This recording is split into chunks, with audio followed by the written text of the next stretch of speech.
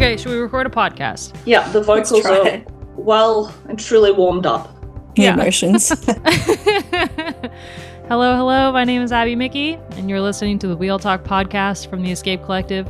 I'm joined by my co-hosts, Gracie Elvin.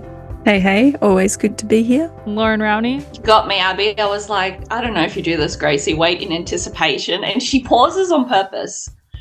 And you're like, is it going to be me or is it going to be Gracie? Yeah. G'day, everyone. I'll make it real Aussie sort of introduction. Yeah, we might not be racing in Australia anymore, but my attention is still on Australia because Taylor Swift is currently performing in Australia. And so I've been keeping up to date with all of the surprise songs. And she really wants to put us through it, us Swifties, but that's neither here nor there. We're here to talk about bike racing. So let's talk about bike racing. There was a race in Spain this week, or last week, rather, that was not a World Tour race, but had a large chunk of World Tour talent. And we are mere days away from opening weekend. Omloop Het Nieuwsblad is coming up on Saturday. We're going to talk about all of that. And we'll start in Spain with the Setmana Ciclista Valenciana that happened last week. It was a great race. 2 stage wins by Elisa Balsamo, 2 stage wins by SC Works Pro Time, and the overall Marlon Reusser. Let's start with Reusser. So we're going to start with stage 2. I have a plan. Don't worry. Okay, You'll see where I'm going with this shortly. Yeah, Reusser attacked on the second stage. She went 6 kilometers solo, and that move secured her the overall, even after a good climby stage on stage 3. Let's talk about that attack. It wasn't really an attack. It was kind of like an acceleration that was following a acceleration. Like they weren't really attacks because they were on a downhill. So there was really like a lull, wasn't there? They were kind of looking around. The whole thing was like really weird. Yeah. But it was a lot of. I think the reason that it's a little bit significant is because there were a lot of names in that move that we want to see in the classics. So seeing them on form enough to be up the road is great news. And that's Kasia Niewiadoma. Marianne Vos was up there. She finished on the podium of 2 stages. So awesome to see Vos back in the peloton. This was her first race back. And obviously she will be targeting the classics, or at least hoping to do well at the classics. So this is a great tune-up for her going into next weekend. And the Shirin Van Anrooy was also in the group. Remember, she didn't do much cross this year, and she's really focused on the road. So having her up there was also a significant move. Shabby with Kasia, those two still doing their thing. And Evita Music for FDJ Suez, which I think like she's a rider that's been really interesting for a long time. She won that stage of the Giro in 2020, and she's kind of always been one of FDJ Suez's like potential GC riders. But she's had a couple struggles in the years, and she's still really young. So it's been a while before she's actually proven that she deserves that role. And I think that her being in that group and being up there kind of shows that she's getting there. She's making those improvements and getting better.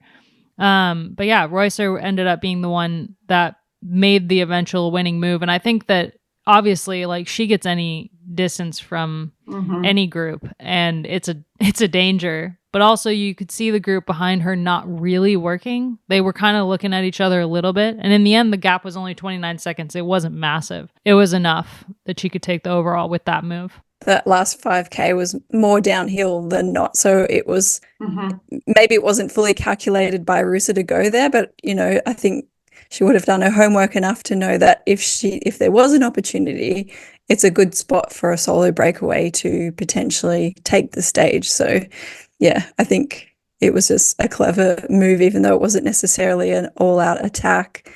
And something else, maybe you can speak to this, Abby, after Lauren's put her little bit in.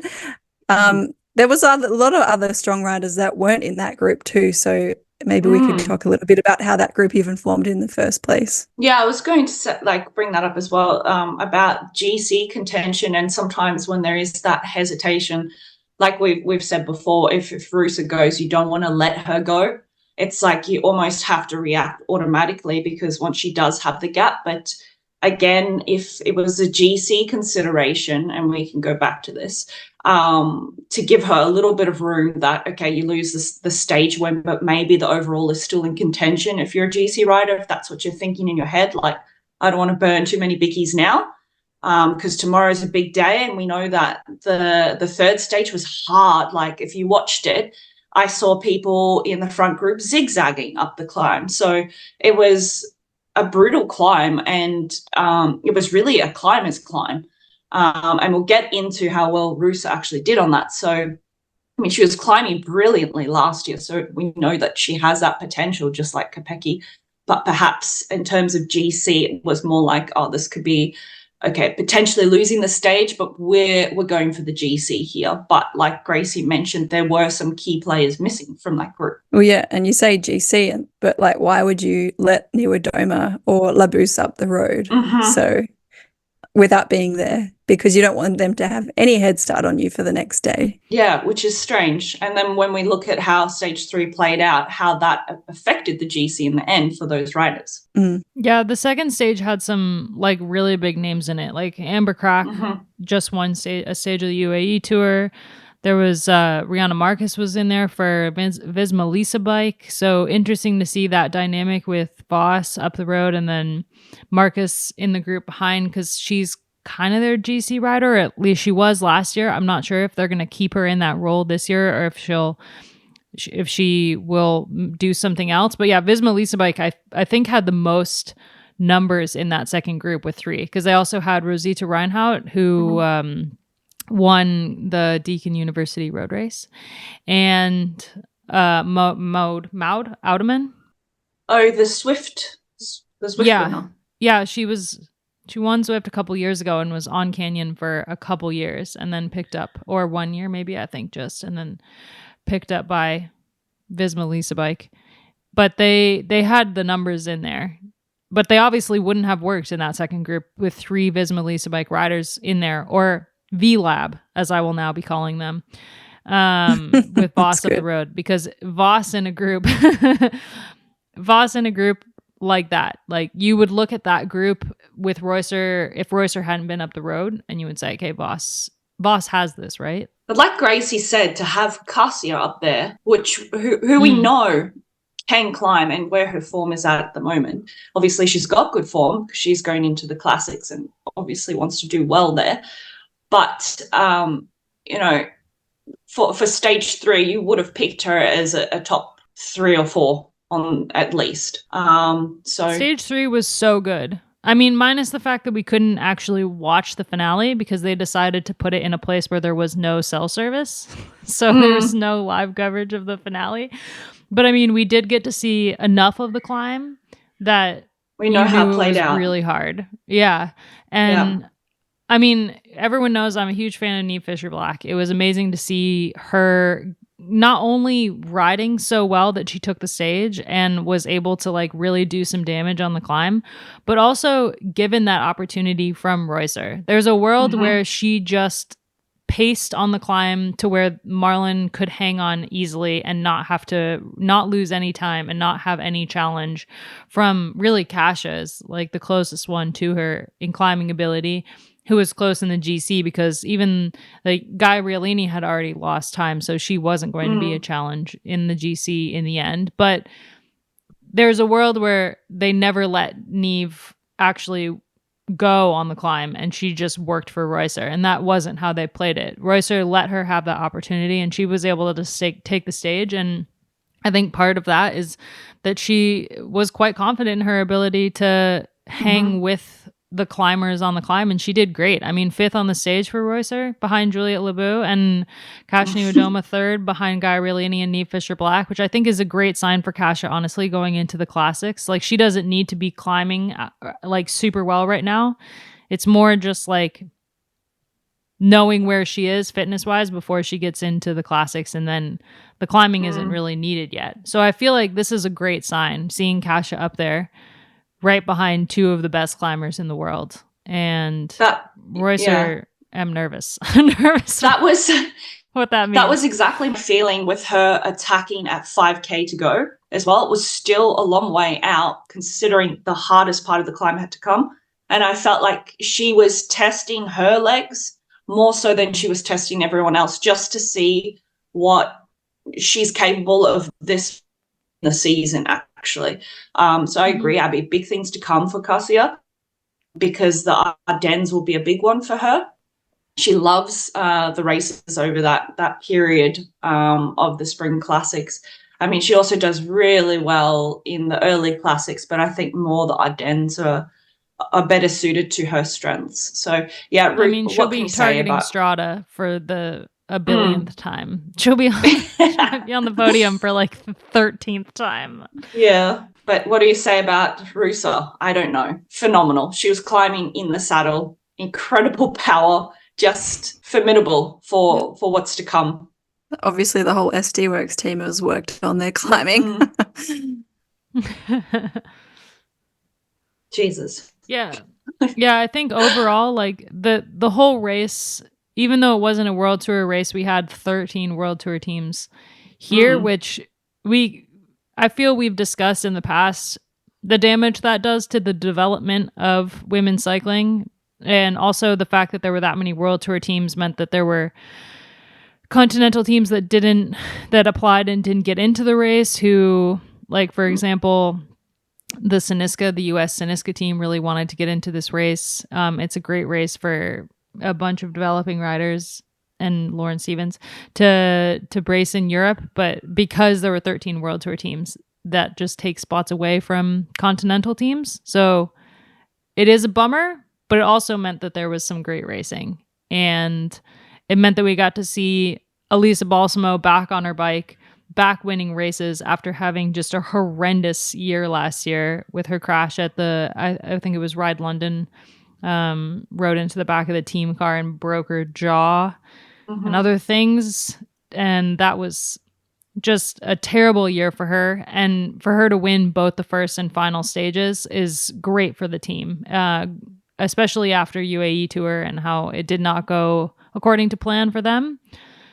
Having Balsamo win this, I was curious why they sent Gaia Rialini to UAE and then immediately to this. That is a quick turnaround, but they couldn't do that with Balsamo because I would have liked to see her line up against the sprinters. But yeah.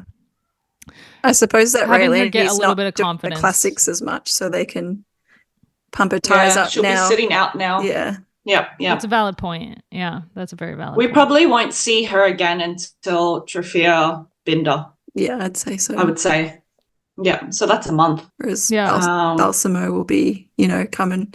They'll be looking after her very carefully coming into the Flanders Classics. I'm excited to see how she stacks up against Wiebes and Kuhl, because I think she's an interesting sprinter in that she's not as sprintery as Wiebes and Kuhl, but she's still very good. I mean, she's beaten Wiebes in a sprint before, so we know she has that ability. And so I think, like, going into the classics, if Balsamo is riding as well as she looks to be, it makes for some very interesting races to come. Like, when are they going to line up against each other? Those three, plus Chiara Consoni. I think it will be Drenthe will be the first time we get to see them line up against each other. In a sprinter race, yeah. But I think for Balsamo, honestly, like, going head-to-head with Wiebes, she's looking she's in really good form. And this would boost her confidence going into the classics. The harder the race is, because both of them we know can climb, I think they've got good teams around them, both of them this year. So for me, like, if we do see a small group going to the finish and they're both there, I think that's where we're going to see the biggest challenge, where they don't have a traditional lead out anymore. They might just have one person with them, or perhaps even isolated. And that's where we'll see the really good battles. And that will just come down to that raw strength and power that Gracie has spoken about at the end of those races, because quite often it's not the one that you think is the fastest just going to win. That after 150 kilometers with all those hills and accelerations in your legs, it's a different race at the end. And I think that's where we'll see the gap close. And I really noticed that on stage 1 and 4 with Balsamo, she actually didn't have a lot of good support around her. Like, Sanguinetti and Hansen were kind of there helping her in that last few K, but really in that last K, she had to look after herself on both those stages.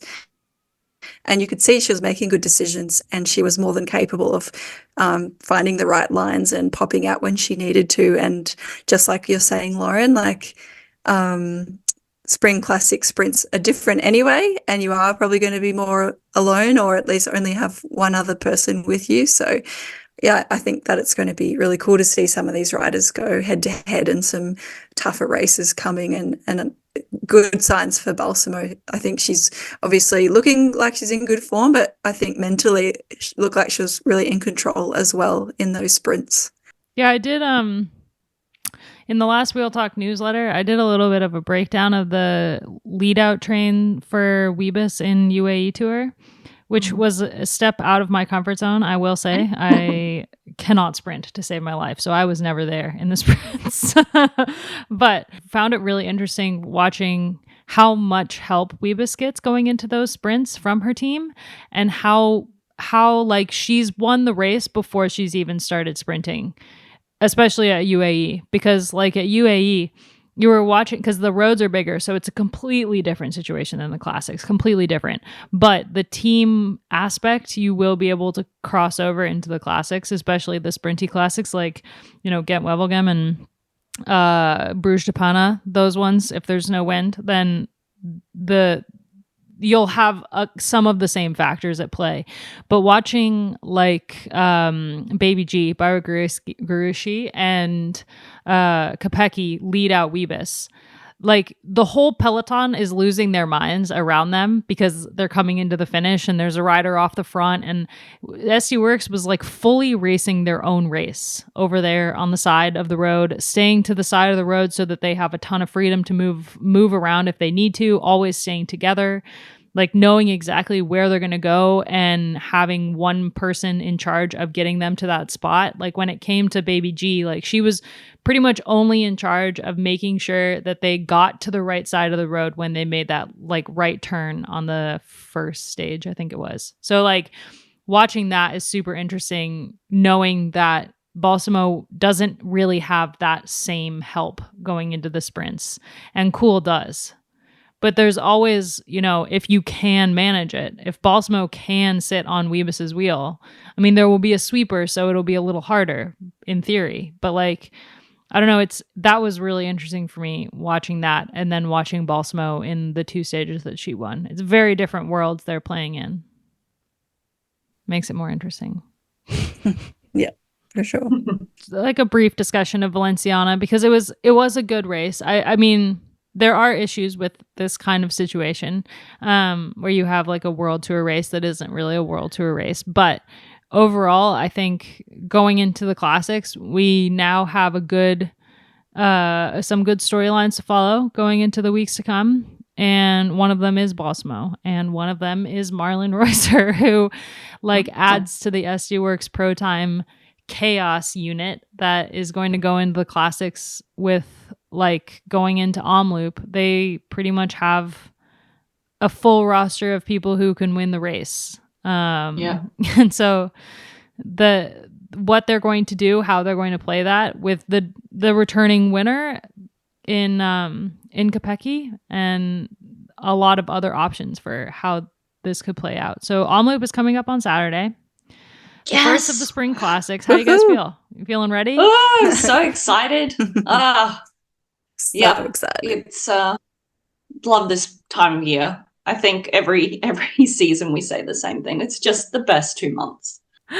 It is the best 2 months, and I'm so excited for it. I mean, the course, it's always, you know, a variation of the same, but we've got some cobbles, we've got some climbs, we've got some climbs with cobbles. And then for Omloop, it's an interesting one, because the final climb is like 9K from the finish, I think, and is quite a relatively short one. Well, they're all relatively short in theory, because they're classics climbs. And then it's like a flat-ish run into the finish from there. And so we've seen a couple times a solo winner. Last year we had a solo winner with Lotte Kopecky. We've had a duo win with Annemiek and Demi Vollering. So we've had this is such an interesting race. I feel like this is a race that can really go many, many different which ways. But I think this year I wouldn't be surprised to see a small group. It's either going to be like one person or a small group, I feel like, because the peloton is just getting deeper and deeper. Mm-hmm. But there's the Kopecky factor. You got the Kopecky factor. You've got the Rusa factor now. Yeah. We don't know what Demi is going to be looking like, but I'm sure she'll look good too. So, and that's just one team that we're talking about. And clearly, you know, Jumbo, I think Jumbo, my God. Visma Lisa Bike. They have a great team as well. We're going to see some riders from DSM that we haven't seen yet, like Pfeiffer Georgie, I'm guessing.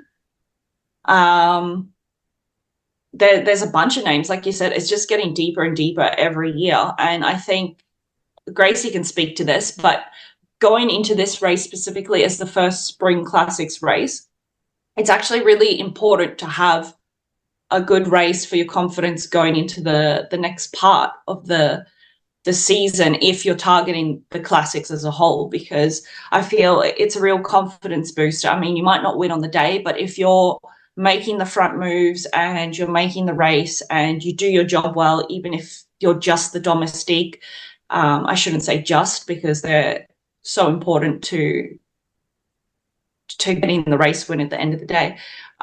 That's why this race is always one of the most fun to watch for me, to see how everyone's doing, how teams are functioning, because we've got new riders coming in as well, because there were a few, you know, movements last year in transfers. So that's why this race is a big one. Yeah, in years past, you probably had less racing opportunities before opening weekend than they do now. So you were really nervous because you haven't had that much unless you did the Aussie stuff, which even back then wasn't as much as it is now.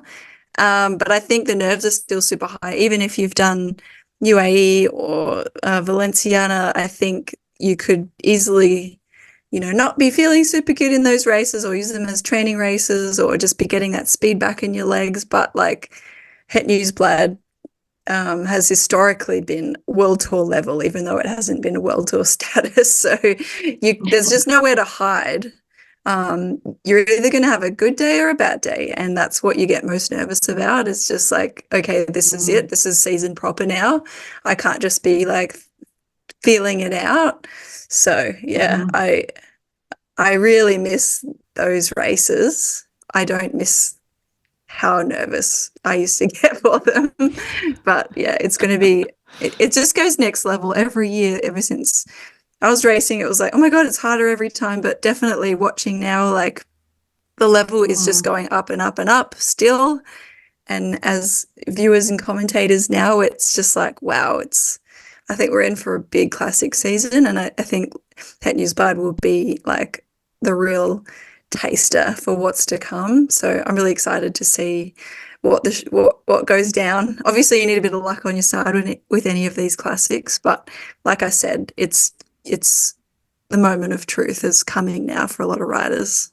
It'll be really interesting to see a couple of the riders that rode super well in Australia or like in, you know, the Mallorca races. Like take Naomi Ruig, for example. She won one of those stages in Mallorca that was a sprint and was riding super well. And I think like that form and that confidence boost so early in the season going into Omloop, I can't wait to see how that translates over, and especially for EF being a new team, like what that means for them, and having Kristen Faulkner as well, who had an attack on the final stage of Valenciana and looks to be in good form. For a team like that going into the classics, that's got to be a confidence boost for them. But you also have like Visma Lisa Bike that had an amazing time, like amazing few races in Australia, obviously winning the Deakin Road Race. They have a relatively young and new team apart from Voss and Anna Henderson going into these races. And how will that change their approach to these races? And there's so many factors that I feel like the best thing about Omloop is you have a concept of who's riding well a little bit going into them, but it's like the unknown of how the race is going to go and who we're actually going to see at the front. I feel like the only given is that we're going to see SD Works Pro Time jerseys at the front. That's the only given. And other than that, we have no idea what's about to happen. Yep, pretty much. It's like Christmas. You know there will be presents under the tree, but you do not know what is in those presents.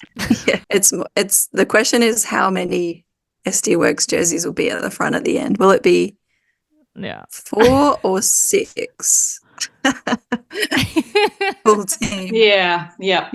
I reckon definitely 4 at the end, which will make it interesting. Because the others maybe had a bit of bad luck and unfortunately couldn't be there, but that's the reason. Well, the current start list is Kopecky, Vollering, Weibus, Medjeris, Rusa, and Cecchini. So at least 4. Yep. At least 5. That's fine. But that said, I feel this year as well, we've had a little bit of a taste with, like you said, the racing over the summer in Australia, UAE tour, the racing in Mallorca, now the racing in Spain again, that it's feeling like, okay, SD Works are still the dominant team, I feel, but it's a bit more even spread now. Like if we look at FDJ Suez, I feel like last year we didn't talk about them as much. It didn't seem like 2 years ago or 3 years ago for that team in terms of their presence, but they raced really well at UAE and were really mixing it up there. So I feel that's a team that we're going to see a few numbers up there. Canyon SRAM have proven themselves over the past year. So I think we're going to see a few numbers from their team. We're going to see numbers from Visma Lisa Bike. We're going to see some numbers from EF Education. We're going to see more. And it feels like the group is just going to grow in terms of, we've said it again before, that front group, instead of it being 10 riders, it will be 30 to 40. Yep. I definitely agree. That's what I'm saying. I'm seeing a small group come to the finish. It could very well be. We got a lot of, and like even Little Trek is, after their just horrendous 2023, they're coming into the race with Balsamo, who's flying right now, or seems to be. Hansen, who's riding super well. Ilaria Sanguinetti is also riding pretty well. Like they also have some great numbers coming in. Like there's just so many teams that you're looking at the start list and you're like, all right, okay, this is like not SD Works Pro Time, but they got a couple numbers. They got a little bit. And I think that if the whole peloton can just band together, like if all of those numbers that we just mentioned just work together to beat SD Works Pro Time, we might have a race. Yep. I think that'll be the big question pretty much every race that we come into this year of like, come on guys, make them do as much as possible. Like, come on, just do it. Chloe Hosking had a really awesome tweet over the weekend about how her mom, she used to not put her dishes in the dishwasher and her mom would do it. And then one day her mom stopped putting her dishes in the dishwasher. And then Chloe was like, there are no clean dishes. And so she had to start putting her dishes in the dishwasher. And in summary, the peloton should make SD Works chase. Yeah. It was a funny tweet. I think actually that was really like, good. that tweet's like a year old and it's just funny because it still holds true. Still true. We still haven't learned. We're still putting SD Works dishes away for them. Wait, on stage 4 of UAE, they had to chase, right? Yeah, but that was such a weird chase for them because it was like Ambercrack was up the road and then with I think it was like 3 or 4K to go, there was not a single SD Works Pro Time rider on the front. There went from 3 to 1 to 0 and then there was just none. And they did no work and they kind of just in that final 3-4K and they left it to, I mean, the complete chaos that was like one of each team. Like Persico did like a massive turn that basically did nothing because she just expended a ton of energy and then popped. And I mean, it was like so chaotic that final stage with them. And then Weebus still got second and almost won. Had the road been 50 meters longer. There were moments in the tour last year, you know, where it was SD Works' job to chase and they didn't. And Emma Norsgaard won, you know, like it's happened. It just doesn't happen super often. And I think like for a race like Omloop and the Spring Classics, there's so much going on and there's so much more pressure on these one-day races than there is on a lot of other races on the calendar, that it really there's chance for just like looking at each other, the stage 2 or the group 2 syndrome. It's more likely that happens here than any other races on the calendar. And I just want to throw something in there because I do it every 4 years. Being an Olympic year. Like, I was counting down the moments until Loren brought up the Olympics. Like, just how important. It's true, though. And it does, I will say, can have impacts on how people race. And I still think, yes, the sport has definitely professionalized and people are putting their professional contracts above, say, sometimes selection events. But that is in the back of riders' minds. Like, I guarantee Marianne Vos will be trying to go for her, 6th Olympic team?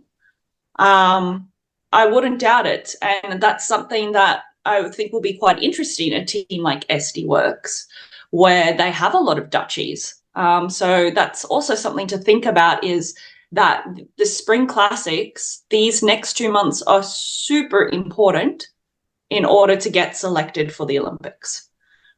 So for every rider there who wants to put their hand up for Paris, like, this is the time to shine. And sometimes, you're going to have that little voice in the back of your head in the race reminding you that, some of the decisions you make in the race, are they going to be good for the team and also good for me?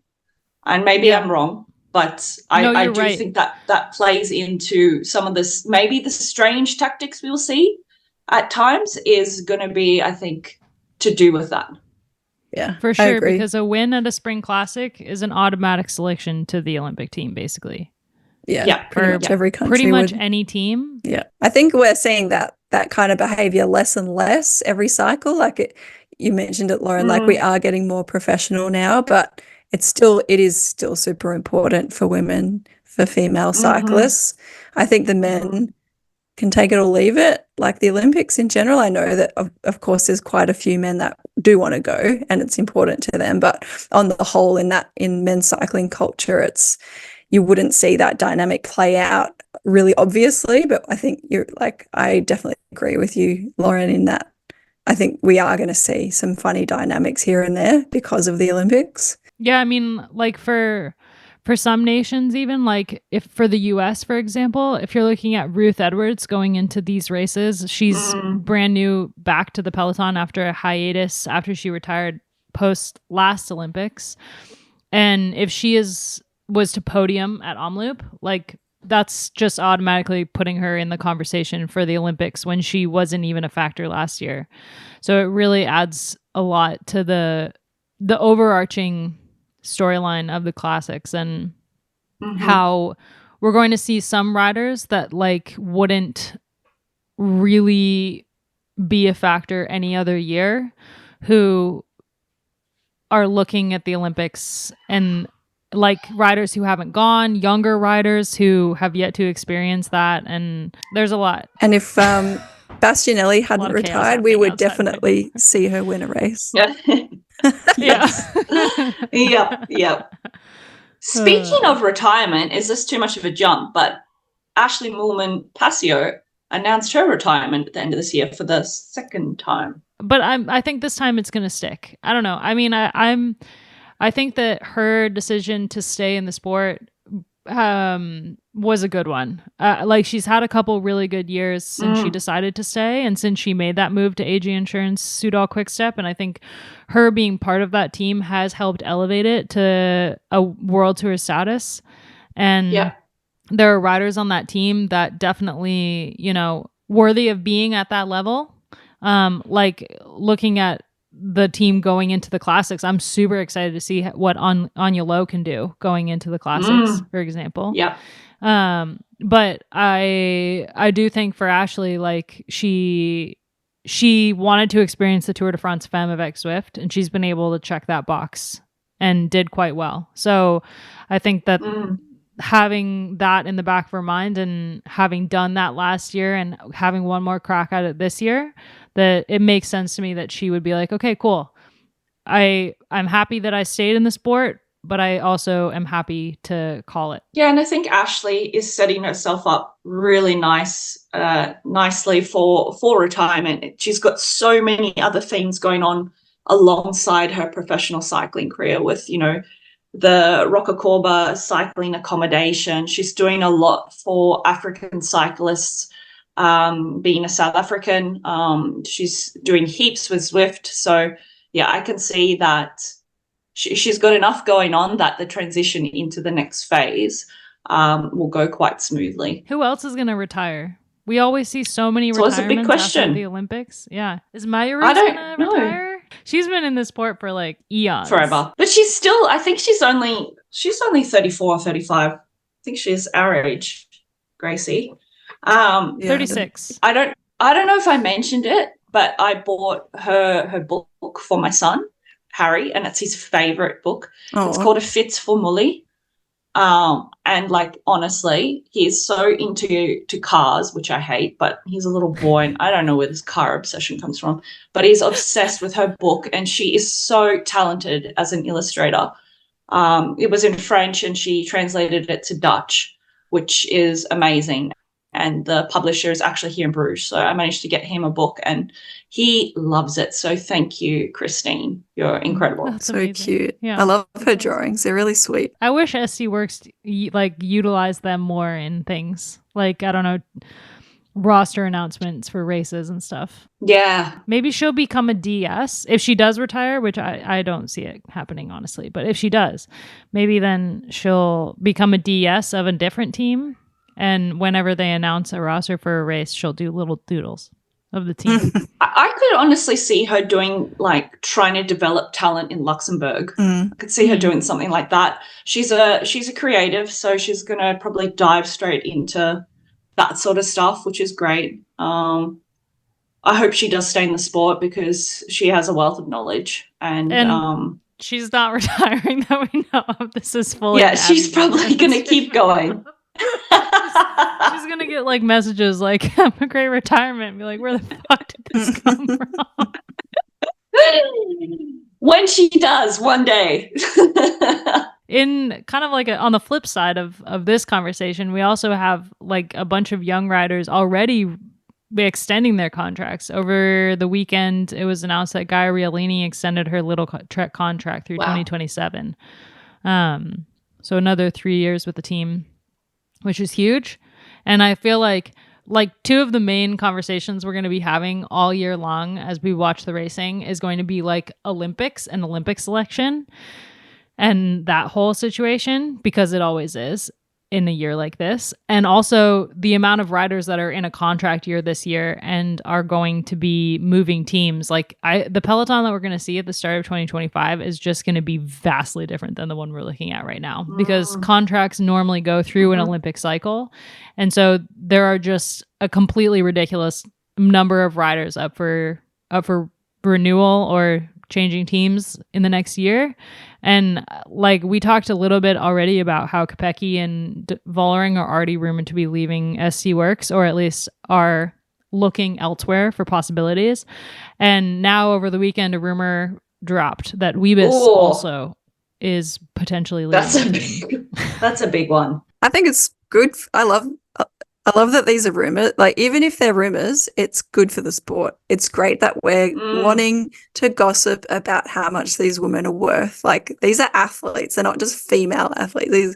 These are top-level, world-class athletes that are getting good money at the moment and could get really good money in the next few years. And, like, I think it's worth even just gossiping about it. But it's if these things are really happening and they are, having manager conversations around other teams, I think it's super important. And I think, one of the good things about Wiggle was what it did for the sport. Like, it might not have been the best run team, but ultimately it pushed everyone's salaries up because a lot of riders just went there for the money. And that's actually not completely a bad thing. It's actually, there's a good part to it because it brings everyone else's value up as well. So I really hope that these top riders are considering other options and they're getting courted properly by other teams with some really decent offers, because that's just good for everyone, not just for them. And Weebus is technically still in contract next year. Like her contract is through 2025,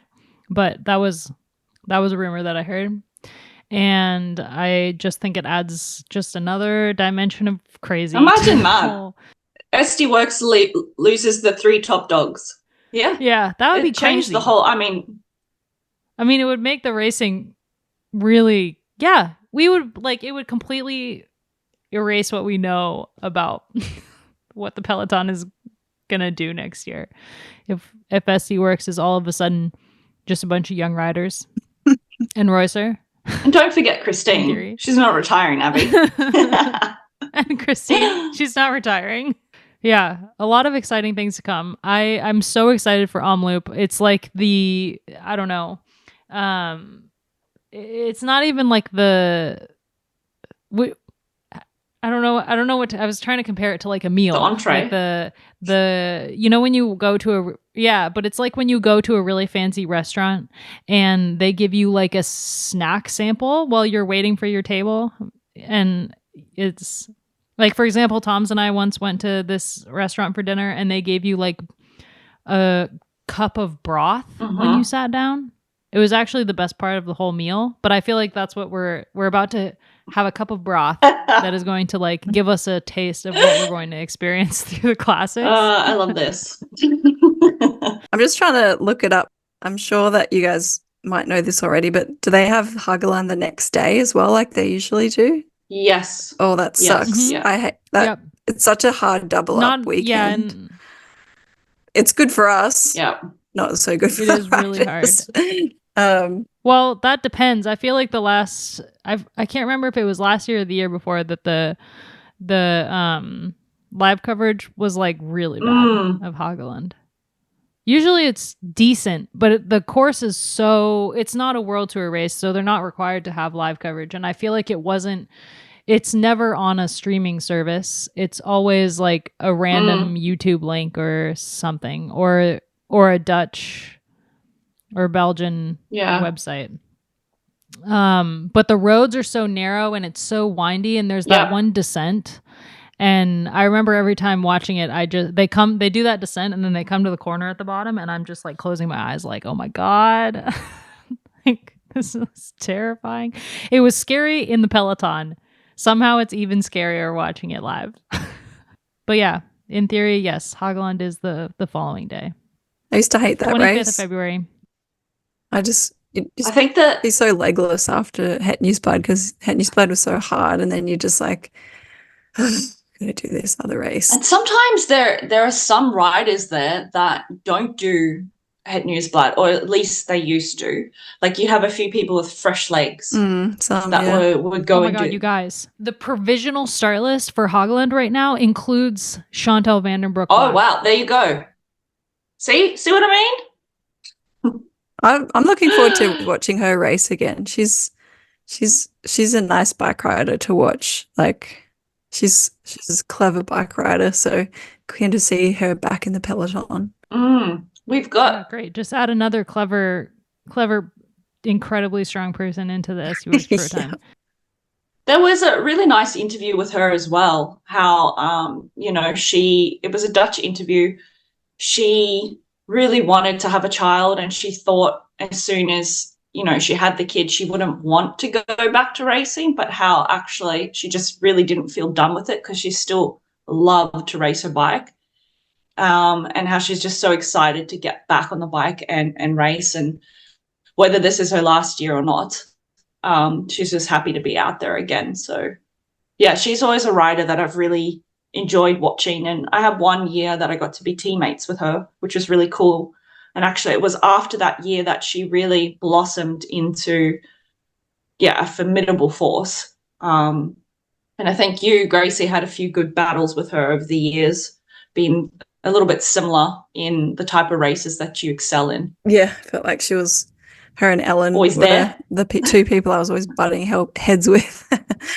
But yeah, she's got some talent, and she's won plenty of the biggest races, so she's kind of one of those we've probably said it before, like underrated Dutchies, but obviously having a good chunk of time out is a big unknown now for her coming back, but like I'm sure she's done the work, and kudos also to her support team, just like all the other mums in the peloton. You know, they can't do it without their people around them, whether it be their partners or family members. So yeah, it's pretty cool to see that. And Ellen Van Dyke, let's not forget, she's coming back to the peloton. I'm also really excited to see how she goes this classic season. Yeah, for sure. Very, very cool to see those two back in the bunch soon. Hageland will be interesting. There's a couple teams that are swapping out their World Tour teams for their Devo teams. So there's Canyon SRAM is putting Canyon SRAM Generation team in. Liv Valula Jaco is also putting their Conti team in instead of their World Tour team.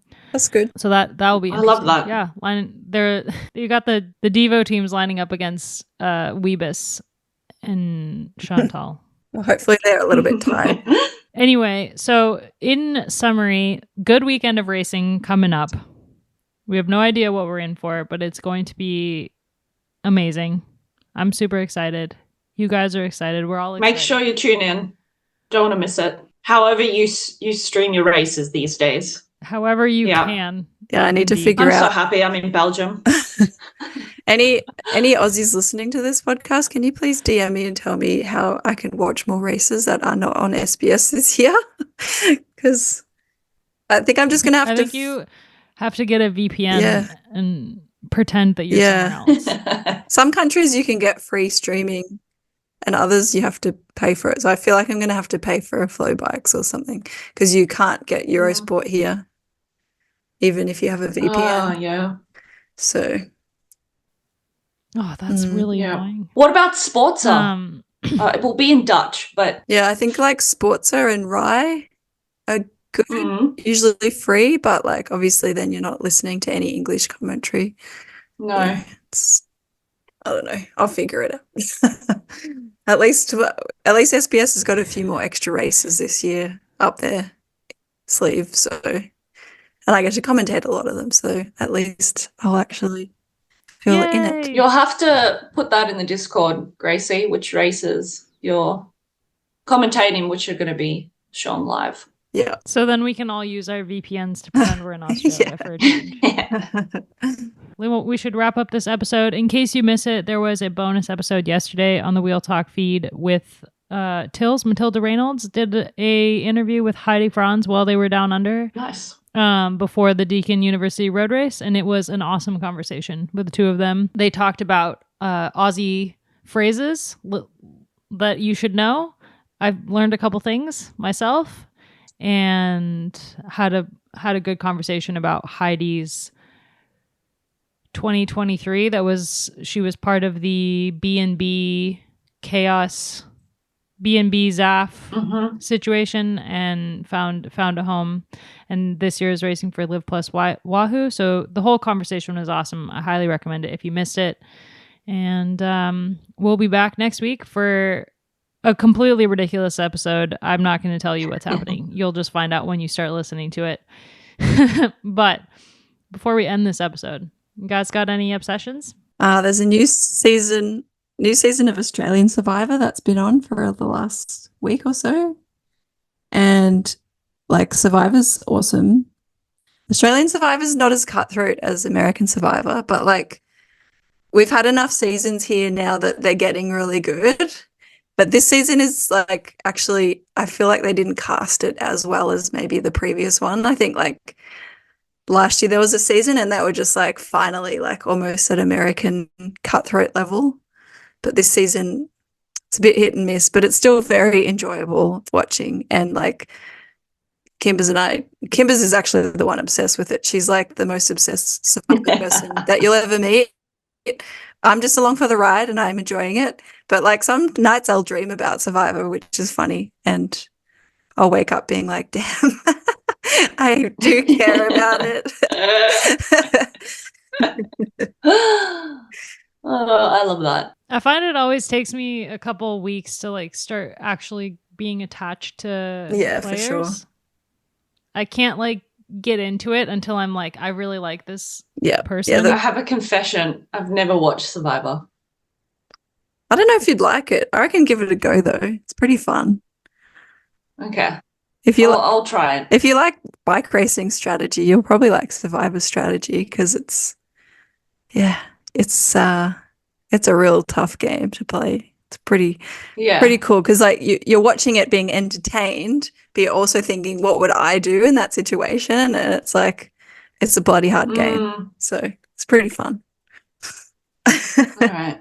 I will give it a go. I'm just trying to think what a Belgian Survivor TV show would be like. Actually, we have a program here called Camp Was, which is like a SAS sort of training thing, but it's like normal people get thrown into it. That's a pretty good TV show, I must say. I did see in how people my old former teammate, actually, I don't know if she was still in the team with you, Loren, Emma Johansson. She posted late last year maybe that she was going to be doing some Swedish kind of version of something like this. I was like, that's cool. I love that people want to go have a crack at it. It looked more like the SAS kind of version when they use celebrities to go do hard stuff. So yeah, I'd be keen to see how she would go on that. If they do any dubbing or like subtitles, because obviously you can't speak Swedish, but she'd be pretty hardcore even after having 3 kids, probably even more so after having 3 kids. She'd be like the one that people underestimate, and she just dominated because she's a small woman too. Yeah, quite often she's tiny. Yeah, very mentally tough. A little bit, very tough. Yeah, she was a force during her career. That's for sure. Yeah. What am I obsessed with? Damn it, I had it in my head. Now it's gone. This is what lack of sleep does, man. You go. Well, we know what you're obsessed with. No. Yeah. What am I obsessed with? Taylor Swift? Always. No. This weekend was for Nordic skiing. There was a World Cup in the US for the first time in like 20 something years.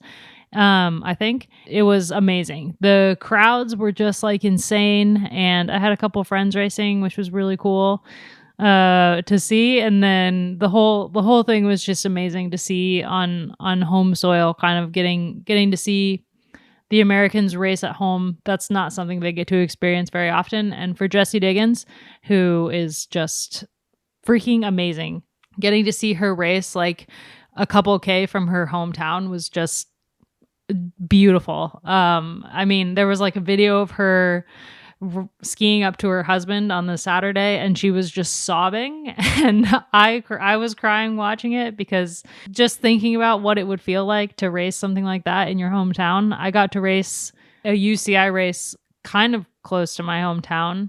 Short story long, the World Cup in Minnesota was just amazing to see, and watching Gus Schumacher win on the Sunday, the 10K, was just like out of body experience. The whole thing was insane. I mean, it's like having TDU in Australia or having the Tour of California in the US. It's just not every day that you get to race at the top level, not in Europe. So that is what I'm obsessed with. I always forget that you had this other life as like a top-notch skier. And I think it would be really cool, maybe it will be an end of season podcast or something, but to hear more of that world. I have considered starting a wheel talk. I saw that, I think, with a couple of my friends Discord. who are in the... But I'd like to hear about, like, your personal experience, actually. Because there's a few skiers that have transitioned, right, to our sport of cycling. So, yeah. Cycling is a piece of cake compared to Nordic skiing. I thought Nordic skiers, don't they have the highest VO2? Not lactate. Is it lactate threshold, or the ability to build lactic acid and flush it? No. Someone listening is going to be like, something like that. I just remember years ago looking at a chart, and it was Nordic skiing or something that were the most impressive athletes. And biathlon. They're crazy. The ones we have to biathlon is nuts. Biathlon, you have to be drop able your to heart rate. Steady. I have a really funny story about when I tried biathlon once. We had like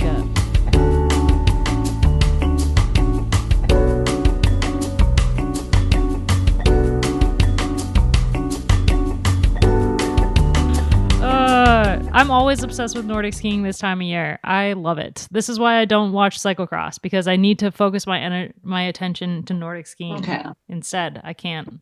You know what I mean? Yeah, I get it. Do you have an obsession, Loren? Now I remembered it. So yes, I did go back on Instagram, and the best thing that has eventuated from it is the fact that, well, I love food and I've had a bit more time at home. And so when I get the spare moment to try something, I've decided I do like cooking. I might not be the best cook, but like raw slices and stuff like that and raw treats, I'm just like loving that stuff at the moment. So that is my vibe or obsession, is just like looking at those delicious raw, generally vegan sort of desserts and then trying to recreate them because they're super easy. And I like to eat, and breastfeeding is great because you burn more energy. Can you share like some recipes that are like real winners? Because I want to try some of that stuff as well. Oh man, the Snickers one that I did a couple of weeks ago, like I wanted to make this forever and I nailed it. I mean, it is not difficult. Like you can be a beginner chef and do these sort of recipes that I do, but it was so freaking good. It genuinely tasted like a Snickers bar. So yes, I will share some of my favorite ones. I've got a whole saved section on my Instagram, and now I believe you can share, like you can do saved things with like a collaboration with someone. So yeah, I don't know. I'm not very techie. I don't know how I do communications actually. But yes, Gracie, I'll share some. I always have the intention to like make more whole food stuff, like my own bars and stuff, but it just never happens. I get like bursts of like making stuff, but yeah, just not consistent. So it's good to have a friend. I'm not consistent either, but I'm trying to get into it, and then yeah, it's good because all these things you can sort of like put in the freezer too and keep them for a little while. So if you have the inspiration, make a whole batch of stuff, put it in the freezer. All right. Sounds good. Thanks so much for listening. We'll be back next week with a super fun episode. Don't miss it. And don't miss Omloop.